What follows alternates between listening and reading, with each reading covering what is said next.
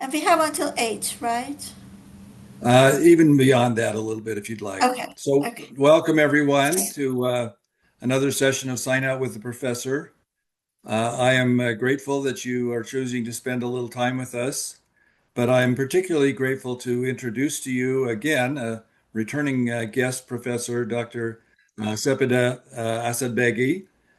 She has been with our Department of Pathology for quite some time, first as a trainee and resident, beginning, I think, in 2018 or something, so 17, and then returning after her fellowship to be uh, one of our leaders in dermatopathology and also helping with bone and soft tissue pathology. And she's an excellent educator, beloved by our other residents, and is associate director of the residency program in the University of Oklahoma.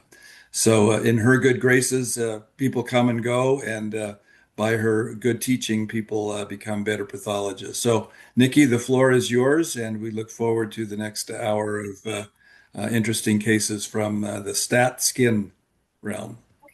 Thank you so much, and thank you for the very kind words. So we're going to talk about inpatient dermatopathology. Usually, inpatient dermatopathology is the area that people don't like it. They don't want to touch it. Inflammatory. Most of those cases are going to be inflammatory, skin problems, and those are the areas which sound harder to most people. When I started, that was one of the areas that I was struggling the most because for having many entities and they can have very similar histology to each other, and it's hard to differentiate them. And something that I said for outpatient derm, the treatment of many of these entities could be very similar to each other, but for inpatient dermatopathology, we're talking about very sick patients. And it's very important to be able to just give um, degree to the some degree of distinction to our colleagues so they can give the proper treatment. In general, when we're talking about inpatient dermatopathology, we're talking about two main groups of patients. The patients who are coming to hospital during the hospitalization, they're having some skin issues, they're having some rashes, and then the derm gets consult from the other services for those issues. The other one, which is kind of more important and more critical, one would be the patients who are coming to hospital with derm issues. So the skin rashes, the skin issues are going to be the primary problem for these patients. Based on the history, based on a lot of different components, we can help these patients. But one of the most important thing is that the clinical information is very important. For most people who are familiar with this, for derm path fellowship, actually people who are trained from pathology, they have to spend about 6 months in dermatology clinical setting or in patient setting because the clinical information in these cases are the keys. So for all of these cases, I go to the chart, I read the chart, and one by one, we're going to explain how we're going to solve this puzzle at the end. This is not as hard as people think. It's easier than what people usually think about it. I'm going to talk about the common um, um, inpatient biopsies we're getting. These are for sure not the most complex one, but these are the most common one, and usually the most common ones are the ones that are easier to make the diagnosis for those. So let's go to the first case, which is one of the most common biopsies we're getting for these patients. It can be at any age. It can be a baby. It can be an adult. So the age usually doesn't matter in these cases. These are the patients who are coming to the hospital or they're at hospital, they're having morbilliform rashes, they're having rashes everywhere in the body. Sometimes it can look like measles rashes, and they consult derm for these cases. So when we go low power, I usually like to see the epidermis on the top. When we go low power, we can see a punch biopsy. We can see that the epidermis is not showing a lot of activity. Again, we're at low power. If we go higher power, we may see some uh, activities in the epidermis, but most of it we can see not a lot is going on with the epidermis. But even from low power, you can see there is a little crowded area. And if we go higher, we can see the crowded area are mostly around the vessels. Now let's go higher power on epidermis, see if we were right about it. Again, we don't see a lot going on, maybe a little tiny bit of a spongiosis we're seeing here and there. The stratum corneum seems pretty normal. We're not having any parakeratosis. We're not having any chronic issue here. For example, if you're having chronic dermatitis, we would see a lot of acanthosis. We would see a lot of hyperkeratosis, and we're not seeing any of those here. Let's go here. We can see again, we're having the vessels. Around the vessels, we're having some, it seems, lymphocytic activity. One of the things that I really like to look for as one of the first things is the presence of eosinophils. The lack of eosinophils does not exclude many of the differential diagnoses, but the presence of the eosinophils is going to exclude some of our differential diagnoses. As you can see, we're having tons of eosinophils here. So we're having a perivascular dermatitis with eosinophils, might have a little tiny bit of a spongiosis, might have a little teeny bit of vacuolar changes here in the basal membrane. And the main top diagnosis, the differential diagnosis for this is a drug eruption. Drug eruption can look like anything. It's the most common diagnosis in the inpatient setting. Again, any patient who comes to hospital is going to receive some medication. And many of us are receiving medication on daily, weekly, or monthly basis that we don't even think about it. We could have NSAID and we could have like drug reaction to the NSAID. So it's very common to get drug reaction. Most of the time, the drug reaction happens a few weeks after the exposure. So patient may not even remember what they got 2 or 4 weeks ago. But sometimes when it's a repeating agent, it could happen more more immediate to the exposure to the drug reaction.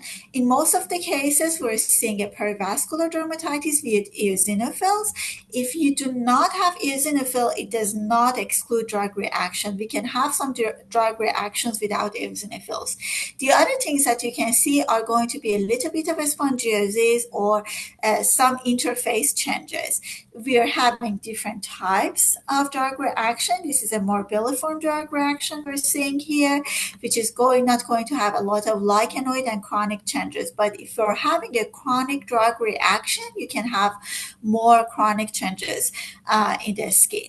For any cases that I'm having dermatitis, I order one of the fungal stains. It could be PASD or it could be GMS as a default. I have a GMS or PAS stain on all of dermatitis cases. One of the things to remember about any dermatitis cases we're having that if you're having multiple different patterns, if you're having lichenoid pattern, perivascular pattern, a spongiotic pattern, it could be a mix of different things, but also multiple different types of pattern is going to kind of lean us toward a drug reaction. So always think about drug reaction when you see any of the inpatient cases. It's a type 4 hypersensitivity, and that's the reason it usually happens after a couple of weeks. One of the things that you can do that you really don't need to do that, if you get too bored, you can do, for example, CD4 and CD8. In general, CD4 to CD8 ratio is supposed to be something like 3:1, 4:1, but in these cases, CD8 ratio is going to be a little higher. So that's the first case we're having. Let's go to the next one. So next one I put is a little more complex. Again, it's a very easy diagnosis, but it's a little more complex because we're having a mixed pattern. And this is something that you see a lot in inpatient setting. Let's put for the clinical scenario, this is an older lady, 50 is not old, maybe a little older than that, but coming to hospital for uncontrolled diabetes. And patient is getting worked up. She's having some vulvar itching. She's saying that I had this vulvar itching for a while. Recently, it's getting a little worse. And we're having clobetasol. She's using clobetasol, but in the last few maybe weeks, it's even responding less to that, and it's getting more erythematous. The default, the reflex order for any of the vulvar biopsies is fungal. And in a lot of cases, we're going to see some yeast form. We're going to see candida in these cases. And not all of the time that's going to be the reason for itchiness, for erythema, but in some cases we can have it. For this case, we're having something beyond that. We're having something probably Dr. Hassel sees a lot. We're having not a lot of changes in the epidermis in this area, but we're having some changes here. But what's the most striking finding is that we're having a lichenoid infiltration of lymphocytes. We're having some area which is not showing a lot of normal dermis. It looks like it's very hyalinized.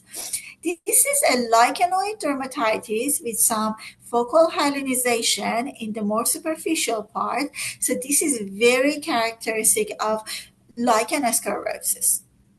Lichen sclerosus, we all know that it happens very often in the vulvar area. It can happen often in the vulvar areas. However, we can see it almost anywhere in the body as well.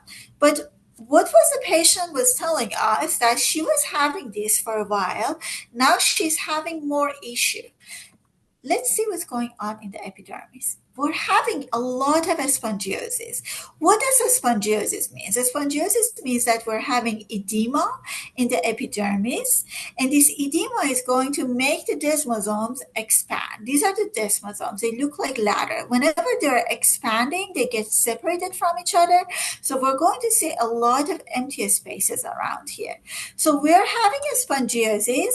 You're going to see also something else that you may or you may not see in these cases. You're having some eosinophils. In general, for any lichen planus, lichen sclerosis, we're not having eosinophils. Again, maybe you're having it, especially in post-treatment cases, but you're not supposed to have this many eosinophils. If I'm having eosinophils, if I'm having a spongiosis, then I'm having superimposed eczematous dermatitis. So this is an eczematous dermatitis that we're having in background of lichen sclerosus. The treatment is going to be the same for the patient. It's going to be the steroid, but in general, that's one of the cases we are seeing in the inpatient dermpath setting. Most of the patients who are coming to hospital, they're not coming because of eczema. They can come to the ED because the eczema is getting worse, but they're not going to get hospitalized because of eczema. Again, we can have some very severe cases that we can have it, but usually if we're having some eczema rashes because of that, and you're getting biopsy or derm is getting consulted for that, is not because of the primary diagnosis. It's basically something that happened over time. We're having many different kinds of eczema. We're having nodular, atopic, allergic, irritant, and any of these ones can have a different kind of morphology findings, but the most common morphology or finding that we're seeing in these patients are going to be the spongiosis, prominent spongiosis, and in some cases we're going to have eosinophils in the background. Not in all cases we're going to have it. Okay, let's go to the next case. So the next case is a very good example of something that looks like a spongiotic dermatitis, but actually is not a spongiotic dermatitis, or it's not eczema. And that's one of the reasons I put this case. I was burnt by a similar case in the past, and I learned my lesson after that. So I would like to know everyone else is going to learn from my mistakes. Let's go to a little higher power. We're having something going on in the stratum cornea. This is a serous crust. a lot of hemorrhage here. My fellowship director was telling me anytime you're seeing something like that, it's an outside job. Someone is scratching themselves. Whenever I see someone is scratching themselves, I'm going to think about, oh, this patient is probably very itchy. Otherwise, none of us is going to make a lot of erosions in our skin. So we're thinking about someone who is being probably very itchy, scratching themselves. Let's go on higher power, see what's going on. Whatever happening, we're having the same amount of activity in epidermis and dermis. It's not like that when you go to low power, you see, oh, something crazy is happening in the dermis, but we're not having anything in the epidermis. We're having the same amount of activity. Let's go to the epidermis, see what we're having. Okay, a little bit of a spacing. So maybe we're having a little tiny bit of a spongiosis. We're having some RBCs. So it could be because of a scratching that we're having these RBCs, or it could be because that the spongiosis is happening too fast that we're having rupture of some of the vessels. One of the main things I'm seeing here, which is the clue in this diagnosis, are these eosinophils. I'm having one here, one here, one here, one here, one here. This is too many eosinophils. Let's go to the dermis. In the dermis, we're having a lot of eosinophilic activities. We're having perivascular lymphocytics, but we're having tons of eosinophilic activity. So I'm having a perivascular and a spongiotic dermatitis with a lot of eosinophils, both in the dermis and in the epidermis. If you go here a little bit, you can see you're having a little more RBCs. Maybe you're having a little tiny bit of a split here. And that's the reason we're having the release of these RBCs in general. Again, it could be just because of excoriation. So we're having a lot of differential diagnoses at this point. One of them is going to be eczematous dermatitis. That explains the excoriation. Patient is having tons of eosinophils, very itchy, so it's going to scratch themselves. It's going to be a hypersensitivity reaction considering all of these eosinophils. But something that I want everyone to put in the comment in the differential diagnosis is going to be urticarial phase of bullous pemphigoid. Bullous pemphigoid is a blistering disorder. It's a subepidermal blistering disorder. It usually happens in the elderly population. They're going to be tense bulla. Patients are going to come with urticarial patches with the bulla, and usually the clinical concern, the dermatologists are pretty sure about the differential diagnosis. But the problem is going to be in the patients who are coming in the urticarial phase, that they're not having any of these blisters yet. For the patients who are not having these blisters, they may not even send DIF, the direct immunofluorescope microscopy samples. So we may not have any DIF. We have DIF. We're going to see the linear C3 IgG like pattern, but in these patients, even if they send DIF, we may only see focal linear C3. We may not see the full house. So the suspicions for these cases should be high. They can send serology for these patients. If they're sending serology for these patients, sometimes they can detect some of these antibodies that we're going to see in the peripheral blood, but very important to put it in the differential diagnosis, and that's the reason I put this case. We had drug reaction with eosinophils, we had eczema with eosinophils, and this is an eosinophilic reaction that you need to consider urticarial phase of bullous pemphigoid for these cases. Let's go to the next one. The next one is one of the ones that it's a very easy diagnosis.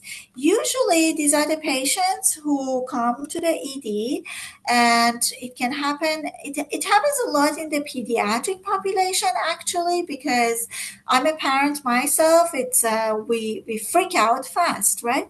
So patients come, my kid is having a rash, my kid is not having any other symptoms, just a lot of rash. They can be itchy, sometimes they're not itchy at all. Also, another scenario we're having in these patients, like there's a patient inpatient for example, receiving chemo. After a while, they're going to have rashes happening, and they're like, is it drug reaction? Is it GVHD? What is it? In most of the cases, when you get a good history, they're going to tell you, well, a few days ago or a few weeks ago, the patient was having some fever, some maybe viral symptoms. And then that's the moment you're like, okay, I think I know what's going on. So you look at the epidermis, you're not seeing a lot of activities.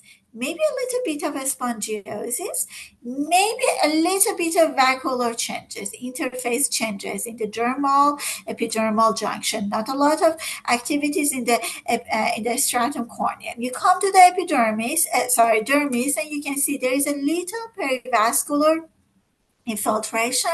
You can see eosinophil or you may not see eosinophil. In my personal experience, in most of these cases, I do not see a lot of eosinophils. Maybe I see one, but I'm not going to see a lot of those. So whenever you're not having a lot of changes, you're thinking about viral exanthem.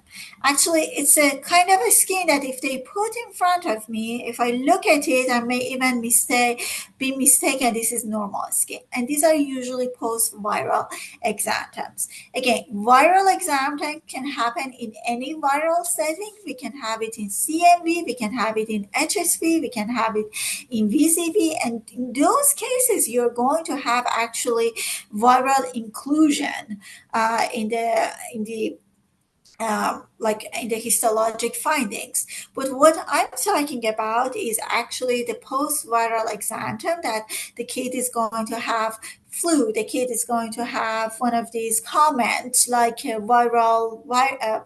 viruses is happening in the winter, and after a week they're going to have some rashes in the body. Again, the most important things for these cases that you don't want to overcall these skin biopsies.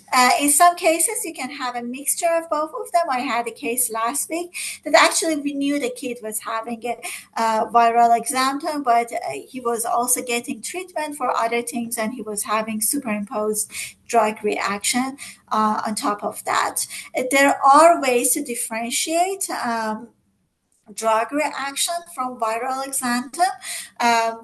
You can find some articles that they say if you're having too much of lichenoid changes, go more for for drug reaction. So basically, what I think is if you're having more activity in the dermis compared to the epidermis, and if you're having less of eosinophilic activity, I usually think about viral exanthem. But again, these are very two close entities to each other. Let's go to the next one. Next one is a finding that it's very common in the outpatient setting to see these biopsies. It's a little less common in the inpatient setting, but it can happen once in a while. So if I look at this case, let's compare it to the case before this, actually. I usually like to compare things to the normal skin. Here I'm having kind of an epidermis, and I go here and I can see this epidermis. So this epidermis is showing something which is called acanthosis. Acanthosis can happen in many settings. Acanthosis can happen when you are scratching yourself. In many of the chronic settings, such as chronic eczema, we can have acanthosis. But one of the most important things about this case is that the acanthosis is very regular. It seems like you can put a line over here. And whenever we're having a regular acanthosis, and we go higher power, we can see a lot of parakeratosis that they're having some neutrophilic activity at the site, and they lose the granular layer at the site. We think about this entity. Let's look more. We're having parakeratosis, neutrophilic activity, and this neutrophilic activity means that this lesion is active right now. And you can see that. We're having some vessels here, kind of dilated vessels. For this much of acanthosis, you can see this papillary area, the papillary dermis is kind of expanded, and we don't have a lot of epidermis on top of that. So this is a classic example example of psoriasis. In psoriasis in general, we're having a lot of neutrophilic activity. We're not having a lot of eosinophilic activity. However, the presence of eosinophils does not exclude psoriasis, especially that if you're having the psoriasis happening because of medication. Psoriasis can happen because of medication. Some antibiotic can cause psoriasis. And remember, psoriasis is having a lot of different types. It's having psoriasis, like we're having gouted psoriasis, pustular psoriasis, and all of these things, you can have a little different findings in these cases. One of the main things that you're having parakeratosis, neutrophilic activity, loss of granular layers, regular acanthosis, and you're having some neutrophilic activities probably in the dermis. The main differential diagnosis is lichen sclerosus chronicus, which is when you're itching, you're scratching yourself a lot, and chronic eczema. But in most cases, it's pretty easy to make the diagnosis of psoriasis. Usually they give a very good clinical information to you also. This patient can be erythrodermic, which means that almost the entire body can be covered with these things. And in those cases that you're going to have a worse prognosis, or it's going to be harder to treat those patients. Again, the drug can also induce psoriasis. That's something to remember. Okay. Let's go to the next one. This is one of the most common biopsies that we get from oncology outpatient setting and inpatient setting. Let's go higher power a little bit, see what's going on. We're having a little tiny bit of parakeratosis. Parakeratosis can happen in different scenarios. It can happen because we're having a very rapid proliferation index of epidermis, and that's the reason, for example, we're having psoriasis. Or it can happen when patients are kind of scratching themselves. So this could be because of the scratch. But what's happening here is that we're having some activity within the epidermis.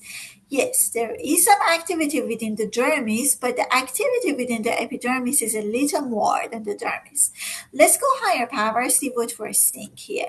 This is an excellent biopsy for this entity because they took a hair follicle, and we're going to talk about it in a second.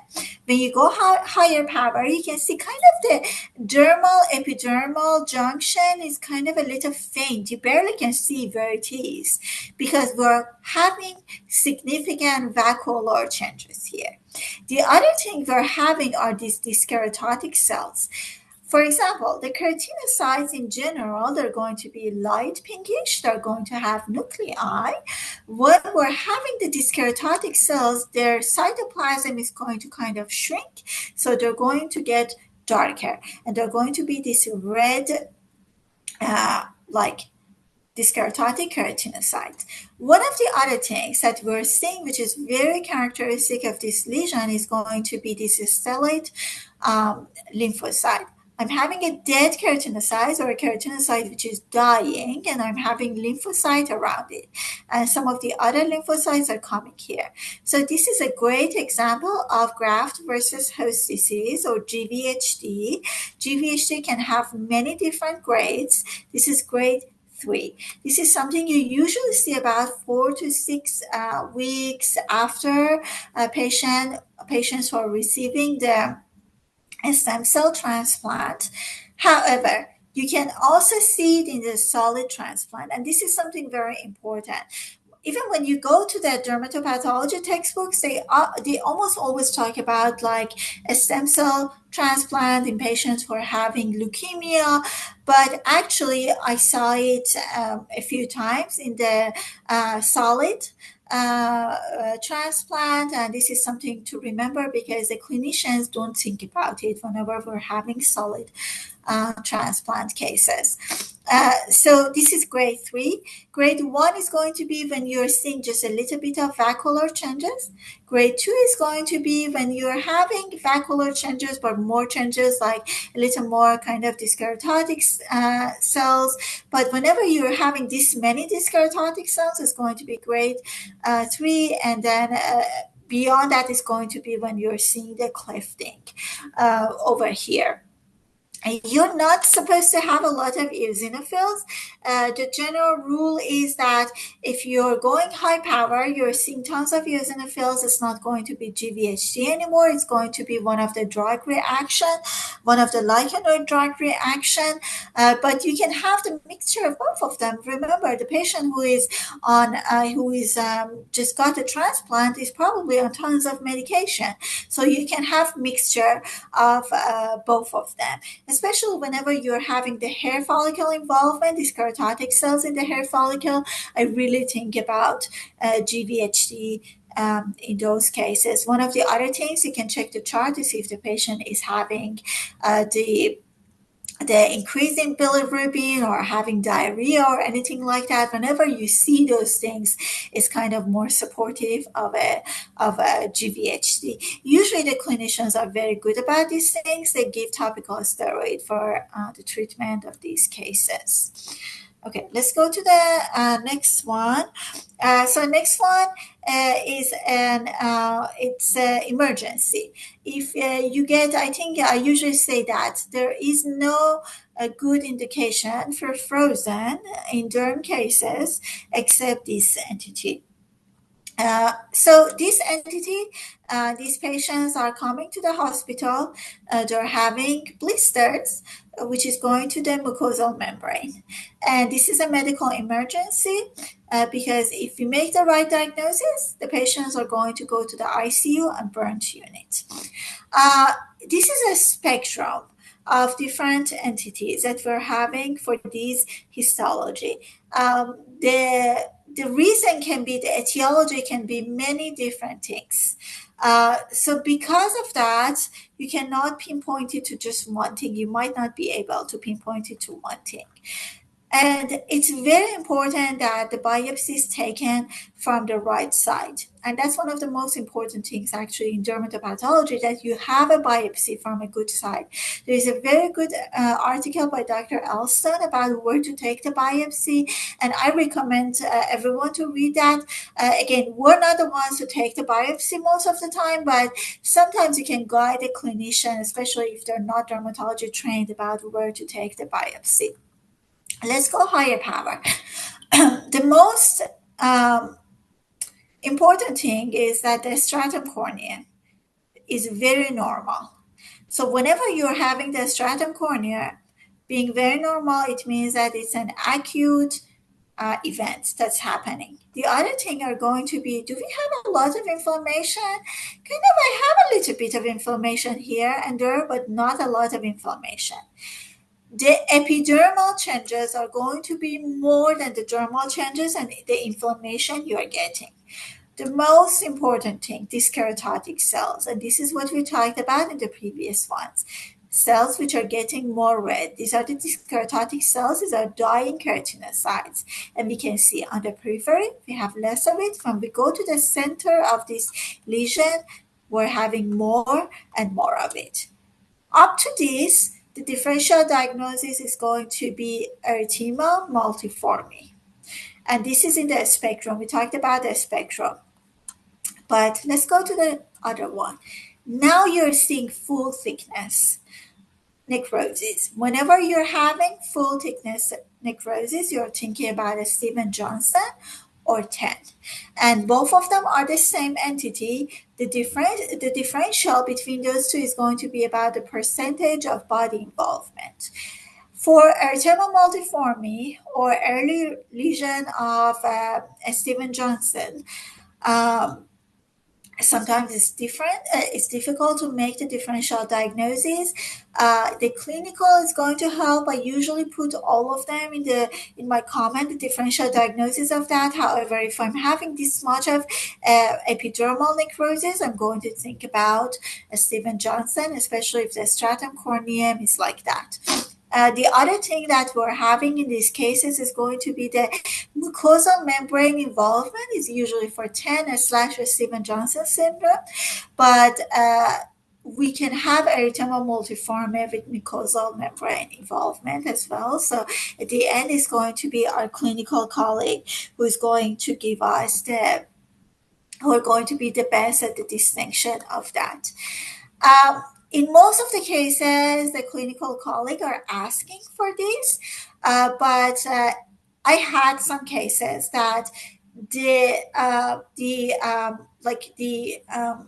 morphology, the clinical morphology was more complex because patient had lupus, for example. So you can have TEN or SJS in lupus. You can have it because drug.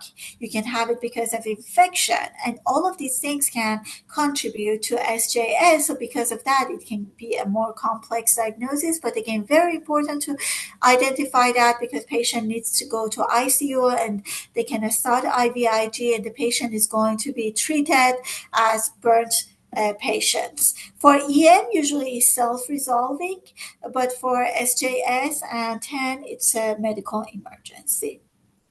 Let's go to the next one. So next one is one of the common also inpatient derm cases. In many of these cases, actually, the patient is at hospital for something else, and this is happening too. So let's look at the biopsy. We're having a normal stratum corneum, a basket weave with the stratum corneum. Epidermis seems very normal to me. Whatever is happening is within the dermis. Again, I'm having some periadnexa, perivascular, lymphocytic maybe aggregate, but let's go higher power to see what we're having here. We have some lymphocytes, but one of the things that we're having here are neutrophils. And this is very important to recognize that. There are some neutrophils, or not tons of neutrophils. And again, important to recognize that because we're going to talk about the entity with tons of neutrophils in a minute. The other things that you're seeing are RBCs. We call it RBC extravasation. So RBCs came out of the vessels, and you have neutrophils, you have RBCs, you're having some perivascular neutrophils and lymphocytic aggregates that you're having here. So this is a very good example of vasculitis. So vasculitis can be many different types. We have long chapters about vasculitis. Some of the vasculitis can be immune-mediated, like IgA vasculitis. In those cases, we have like kind of immune-mediated attack to the vessels, and in those cases we have, this is not one of those cases, we're having kind of fibrotic necrosis of the vessel walls, and we would have thrombi here. We're going to have the neutrophil debris around it. In cases like that, it's most of the time we call it leukocytoclastic vasculitis, or LCV. These LCV are going to be more like purpura. If you put, you can put like pressure on it, it doesn't go away. And these are mostly going to be in the lower extremities of patients, or kind of upper extremities sometimes, but it's more on the lower extremities. If you send this one for DIF, it can show some C3 and fibrinogen, but if you're having IgA mediated vasculitis, you're going to have IgA around the vessels for those cases. The most important like distinction between these two is going to be, for this one, you're going to have only a skin involved, but for IgA mediated vasculitis, you're going to have a systemic involvement. You can have systemic involvement. Again, there are many different types of vasculitis, but these are the two most common ones that you see in the inpatient setting. Okay, let's go to the next one. The next one is the one that I said Let's see how much neutrophils we're going to have. So the next one, we're having more neutrophil. But before we go to the neutrophilic infiltration, let's look at the epidermis. Epidermis kind of looks normal. The stratum corneum looks normal. A little bit of neutrophilic activity here, a little bit of edema, spongiotic changes here, a lot of edema over here. But then when we come to this area, we're having tons of neutrophil. And this is one of the characteristic finding of this case. Whenever you're having tons of neutrophil in the dermis, we call it neutrophilic interstitial neutrophilic dermatosis. So this is a diagnosis that you need some clinical findings. This is Sweet syndrome or acute febrile neutrophilic dermatosis. For Sweet syndrome, they need to give you the clinical information. Patients should have febrile. They are going to see some major and minor criteria, that those are the clinical criteria, that it's not your criteria. So usually whenever I sign out these cases, I call it as neutrophilic dermatosis, and in the comment, I'm giving the differential diagnosis. There are going to be 3 different types of this. Classical type, 1/3 of them are going to be related to the malignancy, and we're going to talk about it in a second. This is very important, and some of them going to be drug induced. Again, in any of the inpatient settings, we can have drug as the etiology, and that's very important to recognize that.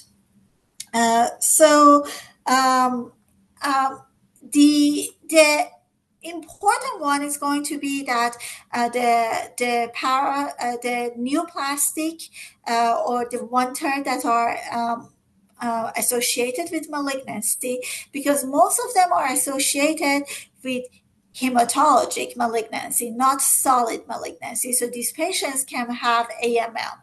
These patients can have ALL.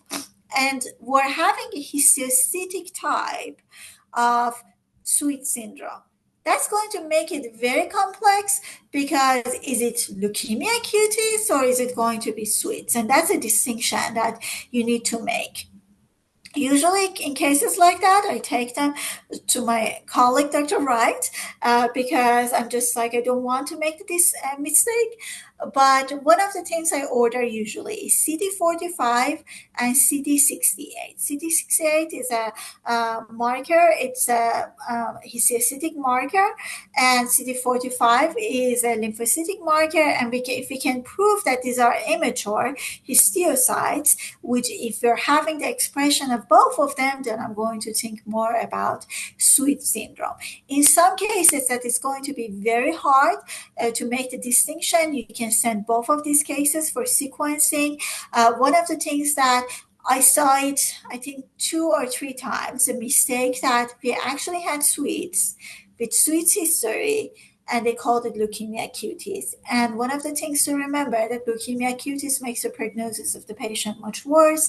So, and the treatment for these are different from each other. So it's good to have to make the distinction if you can in those cases. Again, histiocytic Sweets is not it's not the most common type, but if that happens, it's important to make that distinction.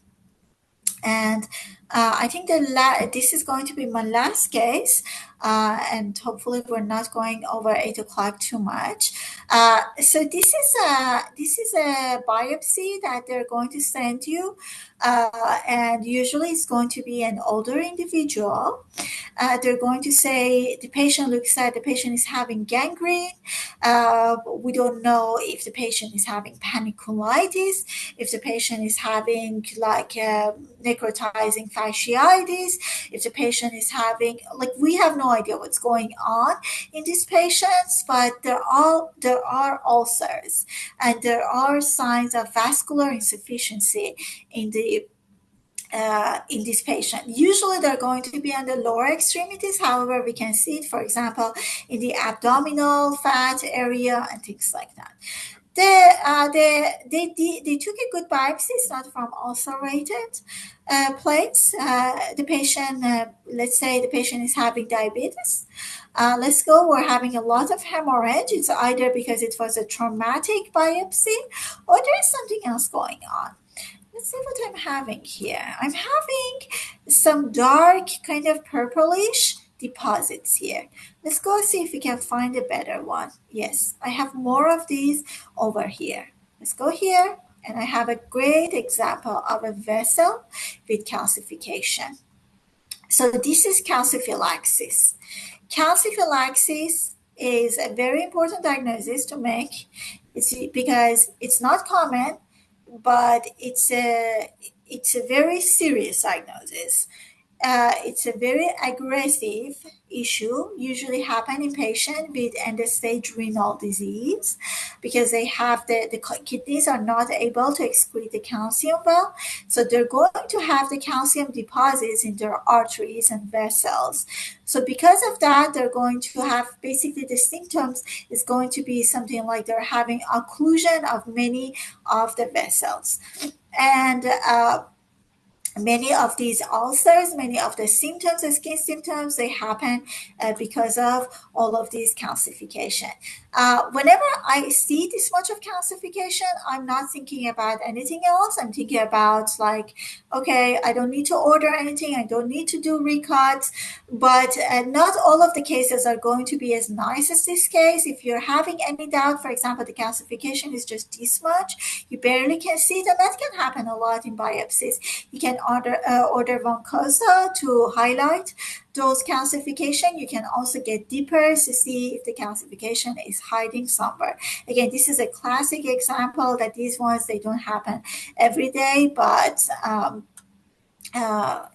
sometimes I'm having amputation cases, and then I'm looking at the sections, and they did amputation because of, for example, diabetic foot. And I tell the residents this patient is having ESRD, and they're like, "Oh, how do you know?" I'm like, "Well, these are calciphylaxis, and this is usually what we see in in the end-stage renal disease." And I think that was my last one. Okay.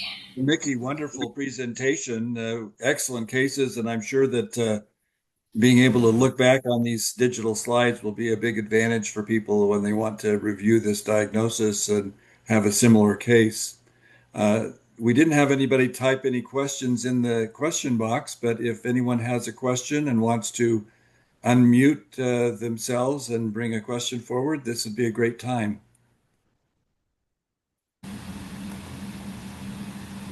Joranai, you have a question? Hello, Professor, again. I want a question. How to different drug eruptions with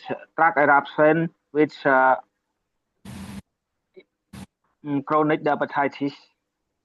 Example, eczema. The drug eruption and eczema? Yeah. Okay, for drug eruption, you usually don't have a lot of changes in the epidermis. Whenever you're having, again, you can have some lichenoids, some like interface changes for drug eruption, but whenever you're having a lot of spongiosis, you would think about eczematous dermatitis. One of the other things is going to be, so we have for spongiotic dermatitis, we had acute, subacute, chronic. For example, for chronic cases, you're having more of the acanthosis, you can have parakeratosis. Those are usually the things you don't see in drug eruption. So whenever you're having morbilliform drug eruption, you basically don't have any spongiotic changes, or it's going to be very focal. If you're having lichenoid drug eruption, or you're going to have like this fixed drug eruption, you're going to have more of interface lichenoid changes that you usually do not see that in eczema. For eosinophils, both of them can have it. So it's not going to help that much. It's going to be mostly is the activity within the epidermis or within dermis. If it's within the dermis, think about drug eruption more. If it's within the epidermis, think about eczema. Again, you can have the mixture of both of them too.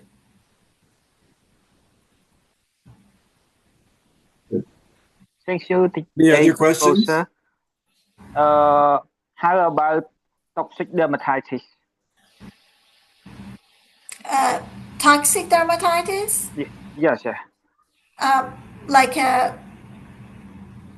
TEN, Steven Johnson. Stevenson Okay. Johnson syndrome. Yes. So for those ones, you're having these keratotic cells. You're having necrotic keratinocytes. Necrotic keratinocytes, again, both of them, I know where you're coming from, that both of them I can have interface lichenoid changes. So how do we differentiate if it's like a drug eruption or if it's going to be, for example, erythema multiforme or TEN? You don't have a lot of these keratotic cells in any of the drug eruptions. Again, you can have it. You can have, depending on drug, you can have a lot of different changes. But if I'm not having a lot of, if I'm having a lot of eosinophils, not a lot of these keratotic changes, I'm going to think about drug. But if I'm having these keratotic cells, I'm going to think about TEN or erythema multiforme. The other thing is going to be how much epidermal necrosis you're having. If you're having full epidermal necrosis, then you're going to think about TEN. Something to remember, both erythema multiforme and TEN or SJS can happen because of drug reaction. So they can happen actually because that's what happens because of drug reaction. So in those cases, it's going to be a little harder to say, but in general, for drug eruption, you're not supposed to have epidermal necrosis or a lot of keratosis.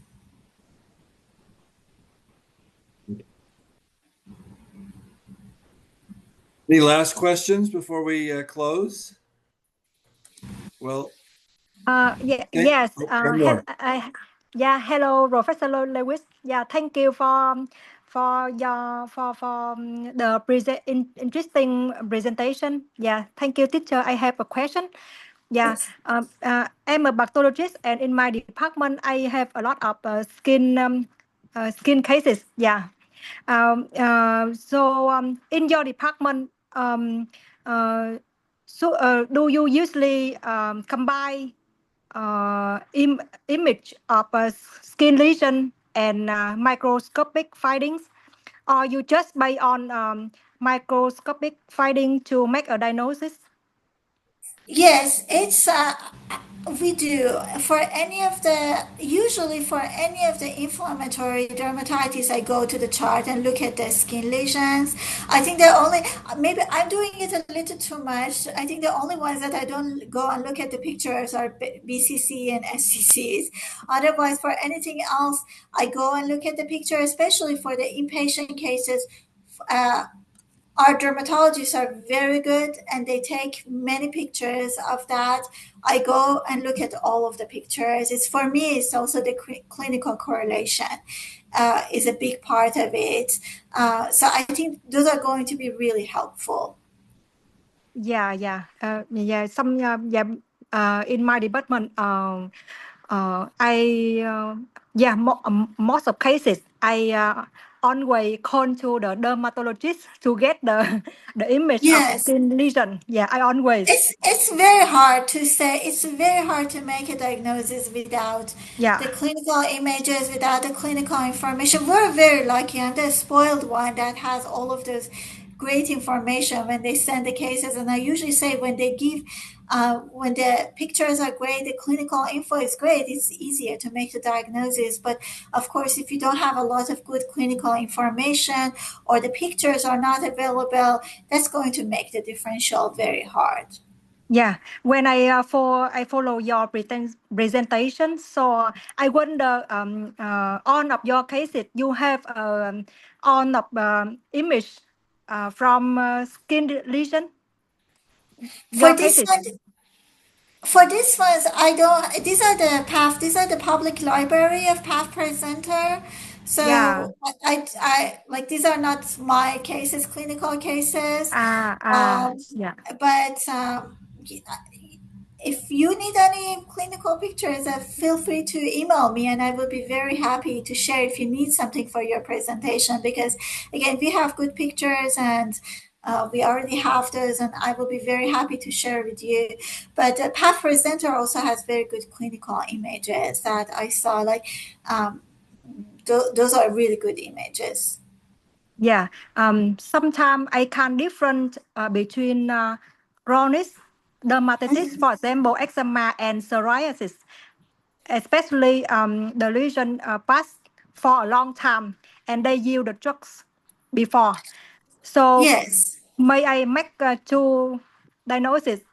Chronic dermatitis like eczema and psoriasis, and I don't know clinical pathologist. Yes. No, dermatologist can understand when I make a two diagnosis. It's when there are post treatment, it's very hard, especially for psoriasis, because I noticed that they have a lot of more eosinophils in those cases. Yeah. And then you're just like eosinophils is usually the ones that helps me with the distinction. So I'm like, which one is it? Again, I'm very spoiled because most of the patients we get, the biopsies are kind of early, Yeah. or they from the area which is not getting a lot of treatment. But definitely the post-treatment cases are going to be, because the findings are going to be altered. So it's not just you. I think all of us are struggling with the post-treatment cases, because it definitely altered the histology. And sometimes I still, the information I can give is based on the biopsy you gave me. So it's like I can only give differential diagnosis, and it's going to be up to you to go based on your clinical information. But I have the same issues sometimes. There is no good way to differentiate it, other than sometimes I put it, if I suspect that treatment made a lot of, especially the topical steroids made a lot of like changes, I say like repeat the biopsy and withhold the treatment for a couple of weeks and repeat the biopsy. My colleagues are just wonderful. They're really good at doing the things we ask them to do. But that could also help sometimes if they withhold the like treatment for a few weeks and then repeat the biopsy. Yeah. Sometimes the patient have a lot of drugs, a lot of medicine Yes, before yes, biopsy. Yes, yes.